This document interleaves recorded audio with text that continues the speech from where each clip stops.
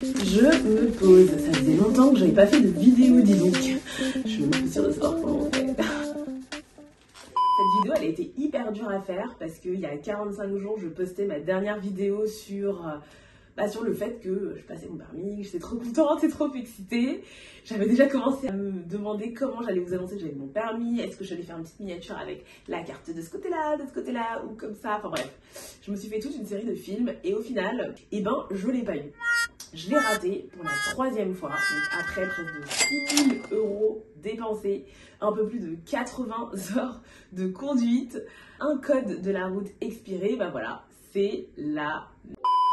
Mais bon, je me laisse pas abattre parce que dans la vie, il faut apprendre à être résilient, il faut se relever quand on rate les choses. Du coup, je reviens après cette longue absence pour vous raconter un petit peu qu'est-ce qui s'est passé. Pourquoi est-ce que je l'ai pas eu, comment l'examen s'est déroulé, comment j'ai géré le après, où est-ce que j'en suis aujourd'hui. Donc voilà, si ça vous intéresse de savoir comment rebondir si vous ratez le permis, vous êtes dans la bonne vidéo. Pour celles et ceux qui débarqueraient complètement et qui n'ont pas encore regardé les 3 dernières vidéos que j'ai faites sur cette fameuse série de Je passe mon permis en mode automatique à Dreux, je vais faire un petit récapitulatif. Donc je m'appelle Anne-Jennifer, en 2018 je décide de passer mon permis pour la première fois, non pas parce que j'en ai particulièrement besoin, parce qu'en fait je vis sur Paris, il y a le métro, il y a le bus, il y a les RER, j'ai mon vélo, enfin très sincèrement j'ai pas vraiment besoin de passer le permis, mais je me dis que ce serait quand même bien de l'avoir, le permis c'est l'indépendance, et puis qu'on se le dise, c'est hyper relou quand tu pars en vacances à l'étranger et que t'es la seule à pas conduire et que tu te retrouves à être le boulet de ton mec ou de tes potes parce que t'es incapable de conduire. Du coup, je décide de passer mon permis dans une auto-école hyper classique. Je choisis un CER et c'est là-bas que je fais les premières heures de conduite. Je passe mon permis à l'époque en boîte manuelle. Donc, je fais mes 25 heures de conduite, je passe mon permis et je ne l'ai pas. En réalité, j'étais pas vraiment prête. J'étais pas vraiment prête. Quand j'ai passé mon permis, j'avais beaucoup d'appréhension, beaucoup de stress. Je me sentais pas forcément prête à 100%, mais je me suis dit, tout le monde le passe, donc il n'y a pas de raison que ça marche pas. Et je l'ai passé quand même. Erreur numéro 1, quand vous vous sentez pas prêt, on ne passe pas le permis. Le permis, c'est de la technique, mais c'est aussi beaucoup une question de confiance. Confiance en soi, confiance en ses capacités. Et si vous n'avez pas cette confiance-là, c'est hyper compliqué. Donc franchement, le passez pas. Faites quelques heures en plus et ça ira mieux. Je décide de prendre un autre forfait, de reprendre des heures de conduite et de repasser mon fameux permis. Sauf que là, ça se passe pas forcément hyper bien parce que je change de moniteur. Je me retrouve sur un moniteur qui est pas sympa, mais alors là, pas sympa du tout, qui est très vite agacé. Il était tout le temps là à me faire des reproches, des critiques. Une fois, il m'a dit... non, tu vas falloir aller à Sainte-Anne. Et je lui dis... pour voir si tout se passe bien là-haut. Enfin, vraiment, le moniteur exécrable.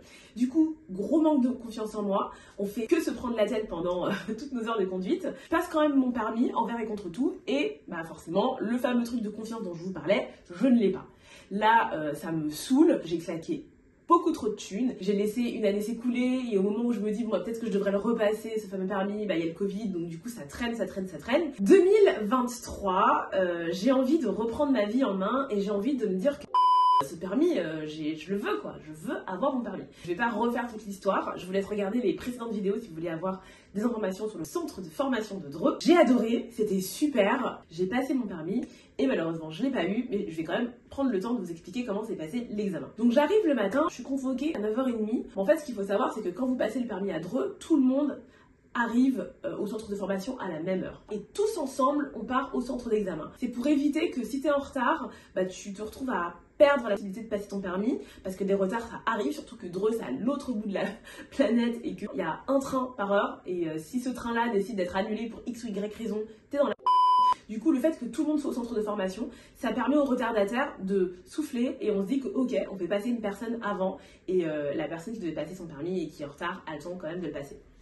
Donc, tout le monde a rendez-vous à 8h, on part tous ensemble au centre de formation et on attend dans une salle. Alors heureusement il y a des cafés, des machines à snacks pour passer le temps, mais c'est une ambiance hyper chelou où on est tous ensemble, tous stressés. On parle pas trop au début parce qu'il y a la timidité mélangée à la concentration, mélangée au stress. Et après, les premières personnes commencent à aller passer leur permis. Une fois que les personnes elles partent passer leur permis, on nous explique bien qu'on n'a pas le droit de retourner voir les copains. Pourquoi? Parce que parfois, tu as l'impression d'avoir raté ton permis et du coup, tu es là avec ta négativité, ta tristesse, ta frustration que tu partages en fait aux gens alors que ça s'est vu, des gens qui ont eu l'impression de rater leur permis et finalement, l'inspecteur est clément et qui ont eu leur permis et du coup, qui ont démotivé leurs copains en leur disant « Oh là là, j'ai raté, c'est trop dur, l'inspecteur il est trop horrible, etc. » Donc pour toutes ces raisons-là, quand tu passes ton permis, donc du coup quand tu vois quelqu'un partir, tu lui dis bye bye et en général tu le revois plus. Donc c'est un peu ce qui s'est passé. Donc moi j'attendais, je voyais les gens partir et au bout d'un moment c'est mon tour. Du coup je me rends au niveau de la voiture, on m'explique comment ça va se passer. Donc on me dit que voilà, à partir du moment où je vais ouvrir la portière de la voiture, l'examen va commencer. C'est un examen qui va durer une vingtaine de minutes et ensuite on retourne au centre d'examen et ensuite je peux rentrer chez moi. Je fais mon petit rétro, mes petits rétros, ma petite ceinture, mon volant, enfin vraiment tout se passe plutôt bien. Alors oui, je stresse, mais je suis pas en panique comme la deuxième fois que j'ai passé mon permis, donc là franchement ça allait. Je demande si tout le monde a bien mis sa ceinture, parce que franchement, oubliez pas cette question, c'est des points gratos. Je fais vraiment tout comme il faut et puis je démarre. La conduite se passe bien, je fais quelques petites boulettes, mais on m'a bien dit au permis qu'il faut rester concentré du début jusqu'à la fin et que si on fait une boulette, c'est pas grave, tant que l'examinateur touche pas le volant ou touche pas la pédale, rien n'est perdu. Donc du coup, j'ai fait quelques petites boulettes, mais j'ai continué ma manœuvre et en fait, au bout d'un moment, j'ai pris la confiance, j'ai grave pris la confiance parce que je voyais que ça se passait bien. J'ai vu que j'ai grave réussi mon insertion sur l'autoroute, c'est un peu ça qui m'a fait rater le permis plus ou moins les 2 premières fois. Je regardais bien mes rétros, je regardais bien mes angles morts, j'ai bien fait mes manœuvres, enfin, vraiment tout s'est bien passé. Donc j'ai grave pris la confiance et à un moment on est sur une route de Pampa dans la campagne profonde où il y a vraiment 0 voiture, il n'y a même pas un tracteur, c'est vide. Et l'inspecteur me demande de me positionner à gauche parce que nous allons tourner à gauche. Donc je fais tous mes contrôles, je me positionne sur la file de gauche, je me dis putain, je suis trop forte, ça y est, j'ai un permis. Donc franchement, j'ai commencé à manquer de concentration et à prendre la conscience. Et au moment de tourner, normalement quand tu veux tourner à gauche, tu fais vraiment un carré. Et moi j'ai fait ça, quoi. Voilà, j'ai fait ça. J'ai un peu coupé la route. Mais il n'y avait pas de marquage au sol, donc techniquement, c'est dans ma tête où je me suis dit que j'ai un peu coupé la route. Il n'y avait pas de voiture, donc il y avait 0 danger, j'ai bien fait tous mes contrôles, mais le fait est que j'ai coupé la route. Et là, l'inspecteur me dit, dis donc, vous étiez pas très bien placé, ça aurait été très dangereux s'il y avait des voitures. J'avais trop envie de lui dire, mais mec, il n'y avait pas de voiture, donc tranquille. Mais voilà, il m'a fait cette remarque-là, et ça a commencé à tourner dans ma tête. Je me suis dit, mais qu'est-ce que ça veut dire? Est-ce que ça veut dire que je vais pas la voir? Est-ce que ça veut dire que je vais la voir? Mais jusqu'au dernier moment, je me suis dit que bon, c'est pas grave, je vais la voir parce qu'en réalité, il a touché ni le volant, ni les pédales. Il m'a juste fait une remarque, ça arrive. Mais la remarque, il a quand même dit, c'est dangereux. Et le mot dangereux, les gars, c'est chaud. Je rentre, donc je ne vois pas mes copains, je ne peux partager à personne ce que je viens de vivre avant de quitter le centre d'examen et d'appeler toute la planète pour partager mon ressenti. Et je dis, mais putain, il a dit que c'est dangereux, est-ce que tu penses que je vais la voir? Est-ce que tu penses que je vais pas la voir? Tous mes potes m'ont littéralement dit, dans les meufs, c'est sûr que tu vas la voir, enfin il a pas touché les pédales, il a pas touché le volant, t'as bien réussi ta manœuvre, t'as bien conduit, il a juste dit que c'est dangereux. Non, en fait, tout le monde s'est trompé parce que je l'ai pas eu finalement. Mais j'avais vraiment envie d'y croire, donc du coup, j'ai regardé 1 milliard de vidéos sur YouTube en tapant l'inspecteur dit c'est dangereux, est-ce que ça veut dire que j'ai pas le permis? Enfin vraiment, truc qui sert à rien. J'ai été hyper impatiente et en fait j'ai eu la réponse le soir même parce que ce qu'il faut savoir en fait c'est que maintenant tout est automatisé, c'est-à-dire que à partir de les résultats se mettent à jour à minuit du soir que vous avez passé le permis, donc il était peut-être même plus 1h du matin, un truc comme ça, je n'allais pas dormir, je me connecte et là la sentence tombe, j'ai pas eu mon permis. Et là j'étais choquée. J'étais vraiment sous le choc de ne pas avoir eu ce permis. Du coup j'ai regardé la grille, parce qu'en fait pour ceux et ceux qui n'ont jamais passé le permis, vous allez avoir une grille d'évaluation. On va vous indiquer très précisément où vous avez eu des points, où vous n'avez pas eu de points, qu'est-ce qui fait que vous n'avez pas eu le permis.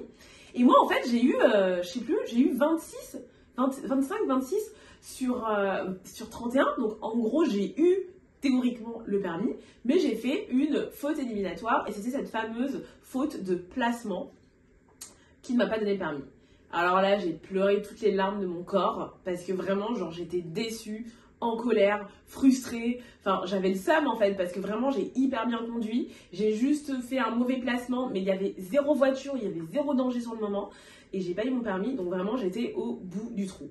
Et il y a ce truc où je comprends les gens qui veulent pas dire aux autres qui passent le permis, parce que quand tu racontes ta life à toute la planète, ben t'es obligé de dire que tu l'as pas eu. Et là, moi, franchement, je vous ai fait une vidéo où je vous disais ah j'ai passé mon permis, j'ai trop hâte de vous raconter, en pensant que j'allais l'avoir et je l'ai pas eu. Donc j'étais en train de me dire putain, je dois annoncer à mes parents, mes frères, mes sœurs, mon mec, toute la planète, tous mes potes que j'ai pas eu le permis. Et en plus, je vais devoir faire une vidéo ici pour expliquer que j'ai pas eu le permis. Je me suis sentie comme une loseuse, j'étais vraiment au fond du trou parce que voilà, c'est nul parce qu'il y a pas mort d'homme et il y a pire dans la vie. Mais quand vous avez dépensé autant d'argent, autant d'énergie, autant de tout pour ce permis et que vous l'avez pas à cause d'une faute nulle, bah vous avez le seum. Et du coup j'ai grave eu le seum. Donc il y a eu cette grosse phase, j'avais pas envie de sortir, j'avais envie de parler à personne, j'avais la haine, j'avais juste envie de rester dans mon lit à pleurer et à m'apitoyer sur mon sort parce que j'ai pas eu mon fameux permis. Et puis au bout d'un moment, je traîne sur TikTok, je suis tombée sur une vidéo qui disait que quand tu te réveilles le matin,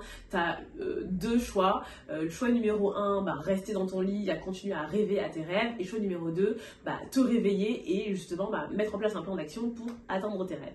Et c'est vraiment ce TikTok-là qui m'a grave motivée et je me suis dit, bon, c'est pas en chialant toutes les larmes de mon corps que je vais avoir mon permis. Pour avoir mon permis, il faut que je me lève et il faut que je me bouge le cul. Donc du coup, c'est à partir de ce moment-là où j'ai mis en place un plan d'action pour avoir ce permis. Du coup, j'ai tout de suite appelé l'auto-école en leur disant « je veux repasser mon permis la semaine prochaine ». Le problème, c'est qu'elle m'a dit que j'ai quand même 3 ou 4 jours incompressibles où je peux pas le passer. Et il se trouve que mon code a expiré entre-temps. C'est-à-dire que littéralement, je pouvais passer mon permis dans 4 jours et au bout de 3 jours, mon code il était expiré. Donc je me suis dit, bon, c'est pas grave, je vais le repasser, comme ça va le réactiver et je pourrai passer mon permis dans une semaine. Sauf qu'en voulant m'inscrire sur la poste, en fait, mon numéro NEPH, qui est votre numéro d'identification en tant que conducteur, ne fonctionnait pas. Donc j'ai appelé la poste pour leur demander pourquoi ça marchait pas et ils m'ont expliqué madame vous pouvez pas passer votre code tant que votre code n'est pas périmé, donc vous devez attendre que votre code soit périmé avant de pouvoir repasser votre code. Du coup j'étais foutue et je me suis dit c'est pas grave, je vais pas passer mon permis dans 4 jours mais je vais passer mon permis dans 2 ou 3 semaines, le temps de repasser mon code. Donc j'ai attendu que mon code périme et une fois que mon code a expiré, j'ai essayé de me réinscrire au code et ça fonctionnait pas. Et après avoir fait 1 milliard de recherches, parce qu'en fait c'est pas clair cette affaire. Quand tu veux t'inscrire au code, il y a juste une phrase en rouge où on t'indique que ton numéro NEPH est invalide, mais on ne t'explique pas pourquoi il est vraiment invalide. Et du coup, tu dois appeler la terre entière. Donc, j'ai appelé l'ANTS, qui est la structure qui gère les permis, entre autres. On m'explique finalement qu'à partir du moment où tu as ton code, ton numéro d'identification NEPH expire et qu'il faut faire une demande de réactivation. Que cette demande de réactivation peut prendre jusqu'à 2 semaines ouvrées et que du coup tu dois attendre que ta demande soit traitée en sachant que la demande peut prendre jusqu'à 1 mois. Une fois que ta demande est traitée, tu dois attendre ces fameuses 2 semaines pour que ce soit réactivé. Une fois que c'est réactivé, tu peux t'inscrire au code, passer ton code et c'est seulement à partir du moment où tu auras le papier qui indique que tu as ton code que tu pourras reprendre des heures de conduite et repasser le permis. Donc c'est un peu là où j'en suis. J'ai fait tout ce marathon administratif pour finalement avoir mon fameux numéro NEPH qui est enfin actif. Et maintenant, j'ai plus qu'à repasser le code. Donc voilà, le plan d'action, c'est je vais essayer de me prendre du temps pour réviser ce code. Je vais passer mon code de la route, reprendre des heures de conduite en espérant ne pas avoir à en reprendre 50 milliards parce que clairement, je n'ai plus de thunes et repasser mon permis. Donc c'est chiant. C'est vraiment très très chiant parce que j'ai tout à refaire, je dois repartir du début, mais faut pas lâcher parce que c'est la différence entre ceux qui réussissent et ceux qui réussissent pas. Ceux qui réussissent pas, ils abandonnent, ils lâchent l'affaire et des gens déterrent qui y vont, qui se relèvent après un échec, ils finissent par y arriver. Donc voilà, je vais finir par y arriver. J'arrive pas à la faire, donc là je vais faire une petite pause dans ces séries de vidéos sur le permis. Je vais me concentrer sur mon code, je vais me concentrer sur reprendre des heures. Je vais refaire mon permis à Dreux, donc autant vous dire que j'ai tellement aimé le centre de formation que même si c'est à l'autre bout de la terre et que j'ai beaucoup moins de temps en ce moment, je vais quand même reprendre du temps, ou du moins le temps nécessaire pour aller refaire des heures de conduite à Dreux et repasser mon permis à Dreux.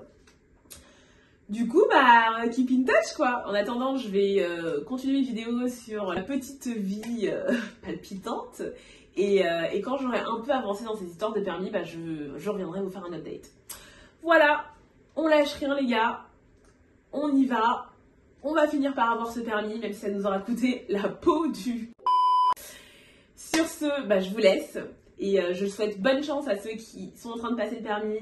Bonne chance à ceux qui sont en train de passer le code. On va y arriver. On lâche rien. Allez, salut!